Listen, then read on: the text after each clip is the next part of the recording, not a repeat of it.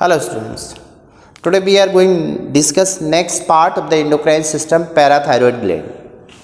Parathyroid की location thyroid पे थी. थायराइड लोकेशन कहाँ होती है? In the neck region, ventral side of the trachea. Next gland parathyroid. Parathyroid gland, इसका एक्चुअल में रिलेशन किससे होता है? थायराइड से. पैरा मीन्स होता है लेटरल, तो कहीं ना कहीं थायराइड ग्लैंड के लेटरल लोब से रिलेटेड है, so called parathyroid.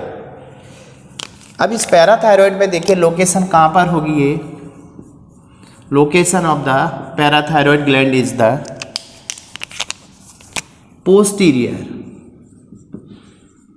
Posterior surface of lateral lobe of thyroid. तो थायराइड के लेटरल लोब से रिलेटेड है. ये देखिए थायराइड के जो लेटरल लोब होंगे उनके पोस्टीरियर साइड में होगी.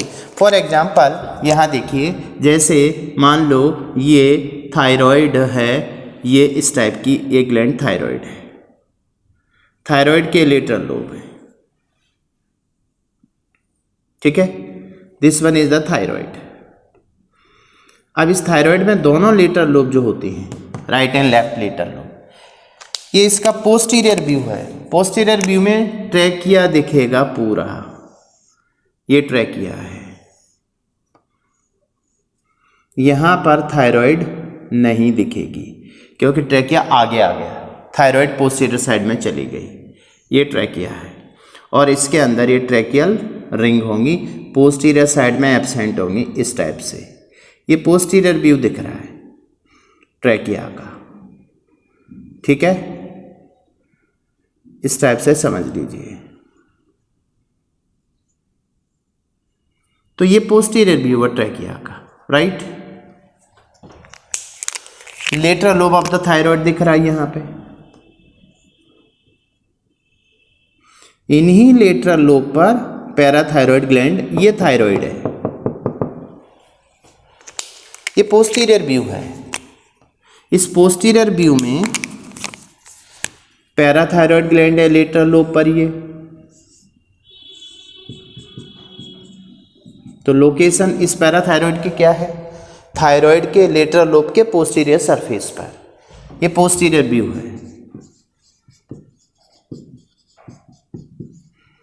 पोस्टीरियर व्यू में अब यहां देखिए, ये सुपीरियर पैराथायरॉयड है, पैराथायरॉयड. ये इंफीरियर पैराथायरॉयड है. इसका मतलब सुपीरियर पैराथायरॉयड 1 पेयर है और ये भी 1 पेयर है. तो इनका टोटल नंबर कितना होगा? 2 पेयर. पैराथायरॉयड कितनी होती हैं? 2 पेयर होती है, superior parathyroid and inferior parathyroid. अब इनका जो हार्मोन है, बेसिकली लोकेशन के बाद में hormone of the parathyroid gland. Hormone which secrete out from the parathyroid is the parathyroid hormone. इसी को पैराथायरॉयड हार्मोन कहते हैं. पैराथायरॉयड का इसलिए नाम आया parathyroid hormone. This was first isolate from the parathyroid by the Collip, so also called Collip's hormone. Parathyroid gland को Collip gland और इसके हार्मोन को कोलिप्स हार्मोन कहते हैं, क्योंकि कोलिप्स ने पैराथायरॉयड ग्लैंड से सबसे पहले इस हार्मोन को आइसोलेट किया था, तो उन्होंने अपने नेम के बेस पे इसको दे दिया Collip hormone. Collip hormone. Next one most important होता है फंक्शन. फंक्शन इस ग्लैंड का देखें या इस हार्मोन का फंक्शन देखते हैं, तो फंक्शन इसका होता है मेंटेन द या regulate the metabolism, regulate to the metabolism of, यही क्वेश्चन कई बार आ चुका है, metabolism of calcium and phosphate. Calcium and phosphate को मेंटेन करके रखता है ये, ध्यान दीजिए इस बात को. कैल्शियम एंड फॉस्फेट को मेंटेन करके रखने वाला हार्मोन है ब्लड के अंदर. कैल्शियम लेवल को बढ़ाता है, ब्लड कैल्शियम लेवल को इंक्रीज करता है। कैल्शियम को बढ़ाने को कहते हैं हाइपर कैल्सीमिया, ये हार्मोन हाइपर कैल्सीमिया करता है। और फॉस्फेट को डिक्रीज करता है, तो फॉस्फेट को डिक्रीज करता है, इसको बोलते हैं हाइपोफॉस्फेटेमिया। हाइपोफॉस्फेटेमिया,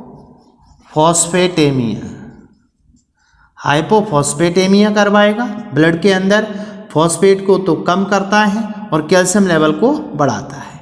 ये काम होता है इसका। अब ये काम बहुत इंपॉर्टेंट कैसे है देखिए, इसमें बोन का भी बहुत बड़ा रोल होता है।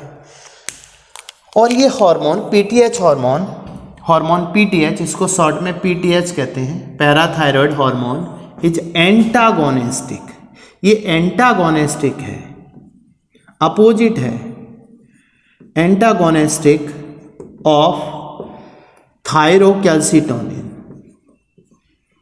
थायरोकैल्सिटोनिन का एंटागोनिस्टिक हार्मोन होता है। तो पीटीएच एंड थायरोकैल्सिटोनिन का role blood, bone and alimentary canal पे क्या होता है, इसको देखिए। पहले अपन बात करेंगे यहाँ पर पैराथायरॉयड हार्मोन पीटीएच की। पीटीएच कैसे रेगुलेट करता है, ब्लड कैल्शियम लेवल को हाइपर कैसे करके रखता है। देखिए इसका पहला काम, पहले एक दो पॉइंट और लिखते हैं। दूसरा ये क्या करता है, रीएब्जॉर्प्शन ऑफ कैल्शियम फ्रॉम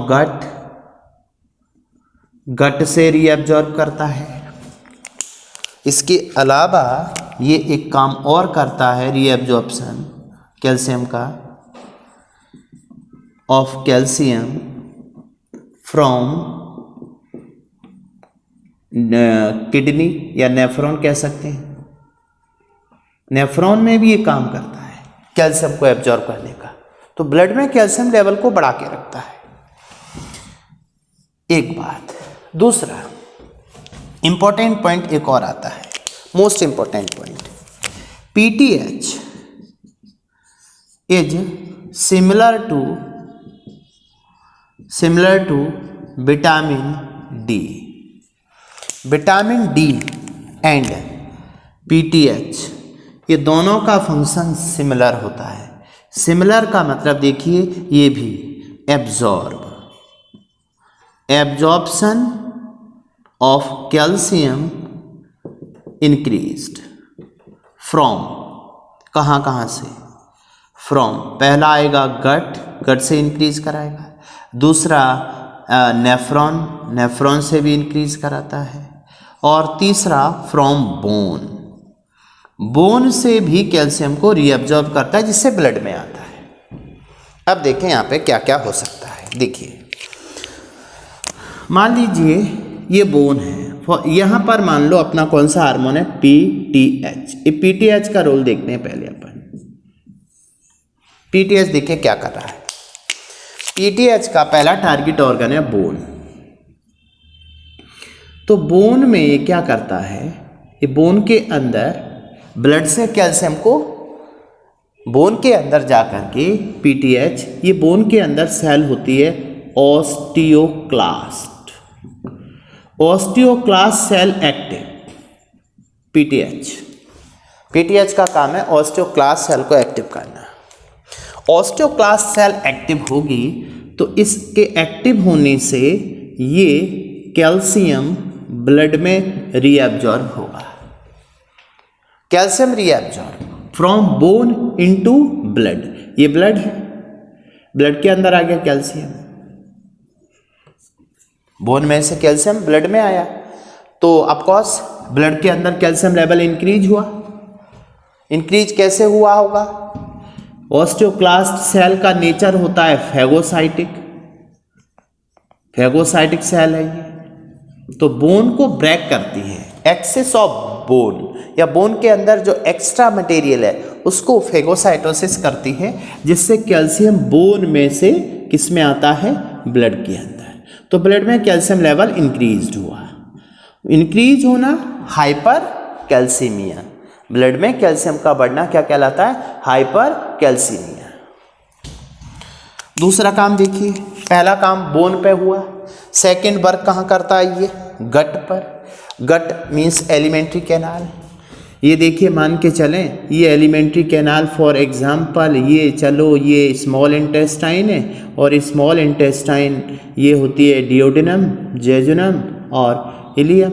इस टाइप से ये इलियम है और इस इलियम के बाद देखें तो ileum open into the large intestine.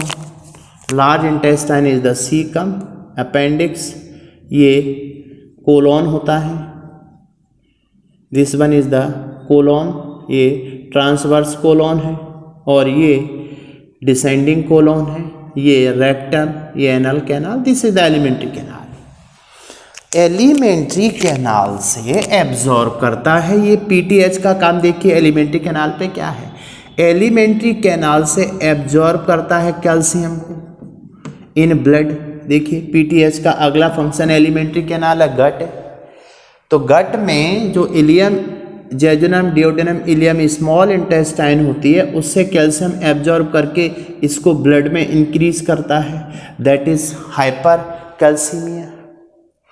Blood में कैल्शियम लेवल को इंक्रीज किया। ये पूरा ब्लड है, इसके अंदर इंक्रीज किया जा रहा है कैल्शियम को। नेक्स्ट देखिए यहाँ ये कैल्शियम इंक्रीज हुआ, ये मान लीजिए ब्लड है।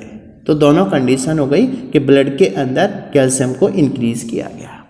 ब्लड में कैल्शियम का जो लेवल है वो सबसे ज़्यादा होता है 12 मिलीग्राम पर 100 ml। ये कैल्शियम लेवल है नॉर्मल। कैल्शियम इतना ब्लड में रहना चाहिए क्योंकि कैल्शियम की जो रिक्वायरमेंट होती है वो बोन को भी होती है। आगे बोन ग्रोथ होना है तो वो काम कैल्सीटोनिन का होता है। लेकिन ब्लड के अंदर कैल्शियम को मेंटेन करना ये काम किसका है? पैराथायरॉयड हार्मोन का, पीटीएच का। दूसरा पीटीएच का फंक्शन किडनी पर भी है। देखिए किडनी देखते हैं अपन, तो किडनी के अंदर ये नेफ्रॉन, ये बाउमेन कैप्सूल है और बाउमेन कैप्सूल में ये इसका नेक रीजन है। This one is the proximal convoluted tubule. ये हेनले लूप है और इस हेनले लूप के बाद यहाँ जाते हैं तो ये डिस्टल कॉन्वोल्यूटेड ट्यूबल है, ये कलेक्टिंग डक्ट है। This is nephron, kidney. तो नेफ्रॉन में क्या किया? बेसिकली फ्रॉम द पीसीटी में सॉल्ट का एब्जॉर्प्शन होता है, डीसीटी पे कैल्शियम का एब्जॉर्प्शन होता है और ये कैल्शियम दोनों तरफ से किस में आता है? In blood. तो देखिए सभी जगह से ब्लड में कैल्शियम लेवल को इंक्रीज किया जा रहा है, from the bone, from the kidney, from the intestine. Blood calcium level increased. But phosphate को ये क्या करता है?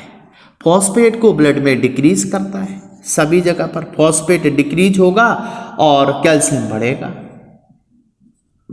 तो इसके लिए टर्म दिया गया हाइपर कैल्सीमिया।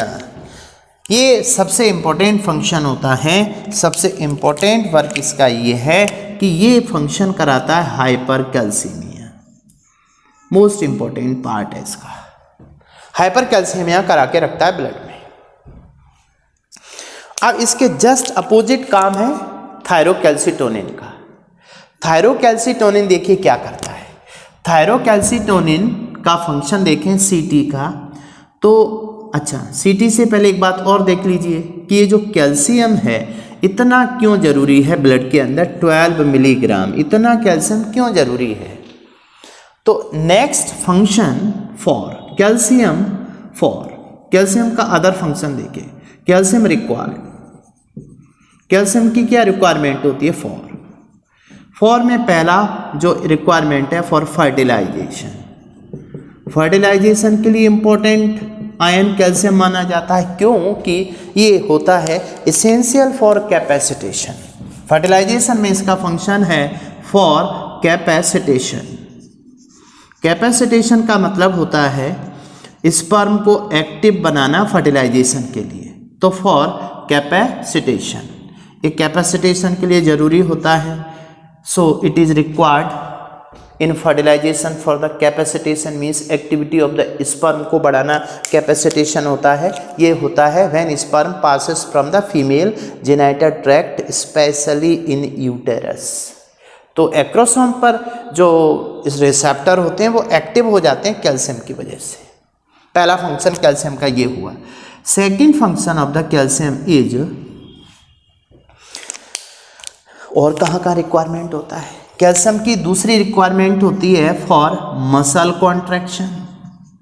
मसल के अंदर कैल्शियम का स्टोरेज होता है सिस्टर्नी में, जो मसल में जो storage of the calcium, storage कहाँ पर होता है मसल के अंदर? स्टोरेज ऑफ, स्टोर या स्टोर्ड कर सकते हैं, कहाँ पे स्टोर्ड है? स्टोर्ड इन सिस्टर्नी, सिस्टर्नी के अंदर होता है। Reservoir of the calcium muscle में कॉन्ट्रैक्शन के लिए बहुत जरूरी है। एंजाइम एटीपीएज को एक्टिव करता है, सिस्टर्नी से रिलीज होता है और एंजाइम एक्टिव होता है एटीपीएज। जैसे यहाँ पे अपन को मसल कॉन्ट्रैक्शन एक्टिव प्रोसेस है, तो उसमें ATP convert into the ADP plus inorganic phosphate with the help of enzyme ATPase. ATPase को एक्टिव करता है ये कैल्शियम, इसलिए जरूरी है फर्टिलाइजेशन के लिए। दूसरा इंपॉर्टेंट पार्ट ये आता है कैल्शियम और कहाँ जरूरी है? मसल कॉन्ट्रैक्शन, दूसरा फर्टिलाइजेशन, तीसरा for the blood coagulation. Other function blood coagulation में क्या है? ब्लड कोएगुलेशन से देखिए, ब्लड कोएगुलेशन में भी कैल्शियम की रिक्वायरमेंट होती है। जो रिएक्शन पढ़ते हैं फाइब्रिनोजिन, पहली स्टेप जो ब्लड कोएगुलेशन की होती है वो होती है fibrinogen. Fibrinogen convert into the fibrin. बस अभी इतना समझ लो, बाकी का बाद में बताएंगे। यहाँ पर रिक्वायर्ड होता है calcium ion. Fibrinogen convert into the fibrin, आगे जाकर के फाइब्रिन ये पॉलीमर बनाता है, इसको पॉलीमर कह सकते हैं। और पॉलीमर नेक्स्ट आगे बनाता है क्लॉट। क्लॉट में जो फाइबर होते हैं, नेटवर्क होता है, वो फाइब्रिन पॉलीमर का बना होता है। इस प्रोसेस के लिए रिक्वायर्ड होता है। तो कैल्शियम की रिक्वायरमेंट ब्लड में इतनी ज़्यादा इसलिए है क्योंकि अदर फंक्शंस करता है। Also help in the nerve cell पे भी काम है इसका, means help in impulse conduction. Impulse conduction में हेल्प करता है ऑन साइनेप्स। साइनेप्स पर इम्पल्स कंडक्शन में हेल्प कैसे करता है? जो प्री साइनेप्टिक मेम्ब्रेन होती है, देखिए ऐसे समझिए, ये एक्सॉन है और एक्सॉन का ये फुला पार्ट ये एक्सोनिक बटन है। यहाँ पर ये डेंड्राइट्स होते हैं, तो ये साइनेप्स कहलाता है एक्सोडेंड्राइटिक साइनेप्स। एक्सोडेंड्राइटिक साइनेप्स। व्हेन इम्पल्स, देखिए एक्सॉन से होता हुआ इम्पल्स जब यहाँ आता है तो यहाँ पर न्यूरोट्रांसमीटर भरा होता है इन वेसिकल के अंदर। इस न्यूरोट्रांसमीटर को रिलीज करना है pre synaptic to post synaptic. तो प्री से पोस्ट साइनेप्टिक तक जो इम्पल्स जाएगा वो जाएगा with the help of neurotransmitter. ये तो ये न्यूरोट्रांसमीटर के लिए वेसिकल किससे अटैच होनी चाहिए? मेम्ब्रेन से। तो यहाँ पर कैल्शियम चैनल ओपन हो जाते हैं और कैल्शियम चैनल ओपन होकर के ये मूवमेंट देते हैं वेसिकल को, जिससे वेसिकल अटैच हो जाती है मेम्ब्रेन से प्री से, और यहाँ से डिफ्यूज होते हैं न्यूरोट्रांसमीटर। और ये न्यूरोट्रांसमीटर जैसे ही टच करते हैं डेंड्राइट्स को तो इम्पल्स प्रोड्यूस अगेन डिपोलराइज होकर आगे चला जाता है। ये सारी डिटेल आगे बताएंगे, अभी एक जस्ट इन्फॉर्म किया जा रहा है आपको कि इतने काम करता है कौन? कैल्शियम। और इसका जस्ट अपोजिट कौन है? जस्ट अपोजिट है एंटागोनिस्टिक कौन? पैराथायरॉइड का जस्ट अपोजिट है थायरोकैल्सिटोनिन। तो थायरोकैल्सिटोनिन क्या करता है? देखिए अपोजिट क्या करेगा। अपोजिट में ये एक्टिव करता है, एक्टिव टू ऑस्टियोक्लास्ट। यहाँ पे ऑस्टियोक्लास्ट थी, लेकिन ये क्या करता है? Osteoblast cell, osteoblast cell of the bone. Osteoblast active होगी तो ब्लड कैल्शियम लेवल क्या होगा? डिक्रीज होगा। तो ये क्या कराता है, हाइपोकैल्सीमिया, जबकि ये क्या करा रहा है, हाइपरकैल्सीमिया। ठीक है। दूसरा इंटेस्टाइन की बात करें तो इंटेस्टाइन से एब्जॉर्प्शन को क्या करता है, कम करता है, लेकिन वो अपोजिट काम करता है। तो 2 से अपन याद रख सकते हैं कि एंटागोनिस्टिक है। अब इसके डिसऑर्डर देखिए, disorder of the PTH. PTH के डिसऑर्डर में देखें तो देखो क्या क्या हो सकता है। ठीक है, चलो यहाँ देख सकते हैं डिसऑर्डर ऑफ द पीटीएच। क्या दिक्कत हो सकती है पीटीएच से। पीटीएच का डिसऑर्डर देखिए क्या होगा। पीटीएच कर क्या रहा है, पहले तो ये रखा है सामने। डिसऑर्डर में 2 कंडीशन हो सकती हैं। पहली कंडीशन मान के चलें, पहले हो रहा है इसका hyposecretion, hyposecretion of PTH. PTH का हाइपोसिक्रीशन हो जाए, कम हो जाए पीटीएच, तो इससे क्या होगा, पीटीएच का सिक्रीशन कम होगा तो सारे फंक्शन कम होने का मतलब है ब्लड में कैल्शियम लेवल डिक्रीज हो जाएगा। तो हाइपोसिक्रीशन से ब्लड में कैल्शियम लेवल डिक्रीज होगा, मींस इसमें हो जाएगा हाइपोकैल्सीमिया, हाइपोकैल्सीमिया और हाइपरफॉस्फेटेमिया। हाइपरफॉस्फेटेमिया का मतलब है इसमें कैल्शियम लेवल तो हो जाएगा डिक्रीज और फॉस्फेट लेवल इंक्रीज हो जाएगा। इससे क्या दिक्कत हो सकती है, दिक्कत ये हो सकती है इससे, देखिए कैल्शियम लेवल डिक्रीज हो गया तो कैल्शियम लेवल डिक्रीज होने से मसल कॉन्ट्रैक्शन डिक्रीज होगा, मसल का परमानेंट स्पाज्म हो जाएगा, और मसल का परमानेंट स्पाज्म हो जाएगा तो इससे हो जाती है एक डिसऑर्डर टिटेनी। डिसऑर्डर कौन सा हो गया इससे भाई, टिटेनी। टिटेनी में क्या होता है, permanent contraction, permanent spasm of muscle.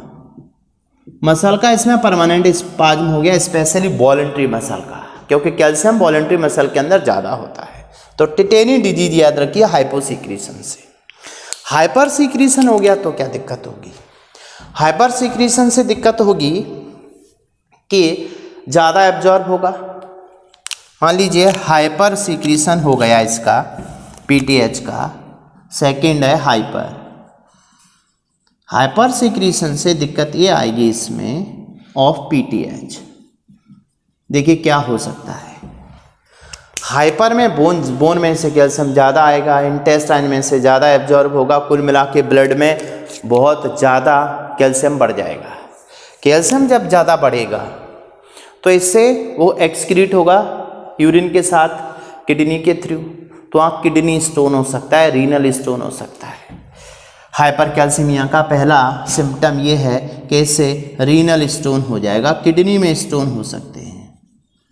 एक दूसरा और क्या हो सकता है हाइपरकैल्सीमिया से, हाइपरकैल्सीमिया जब ज़्यादा होगा तो एक तो अच्छा, दूसरा फॉस्फेट लेवल कम हो, फॉस्फेट लेवल बढ़ेगा तो फॉस्फेट किसके साथ एक्सक्रीट आउट होने लगेगा, यूरिन के साथ में। यूरिन के साथ में होने के साथ साथ में अब एक दिक्कत बोन को सबसे बड़ी आने वाली है, बोन में कैल्शियम बहुत कम हो जाएगा, तो बोन कमज़ोर हो जाएगी, और बोन का कमज़ोर होना that is called osteoporosis. Osteoporosis वाला सिम्टम इसमें अपीयर हो जाएगा। तो इतना याद रखिए, this is about the parathyroid gland. तो पैराथायरॉयड ग्लैंड क्या है, थायरॉयड ग्लैंड के लेटरल लोब पर पोस्टीरियर साइड में होती है, ये lateral lobe of the thyroid है, this one is the lateral lobe of thyroid. ठीक, इन थायरॉयड लोब के पोस्टीरियर साइड में प्रेजेंट होती है parathyroid, superior and inferior parathyroid. इसके टोटल 2 पेयर है, मीन्स 4 होती हैं, एक लेटरल लोब पर 2। पैराथायरॉयड ग्लैंड का हार्मोन पैराथायरॉयड हार्मोन है, ऑल्सो कॉल्ड कोलिप हार्मोन, क्योंकि इसको कोलिप ने सबसे पहले आइसोलेट किया। इन हार्मोन को पीटीएच हार्मोन अकेला का ऐसा हार्मोन है जिसको विटामिन डी से कंपेयर किया जाता है, क्योंकि विटामिन डी सिंथेसाइज होता है अपनी स्किन में कहाँ सिंथेसाइज होता है? Vitamin D synthesise in the sebaceous gland.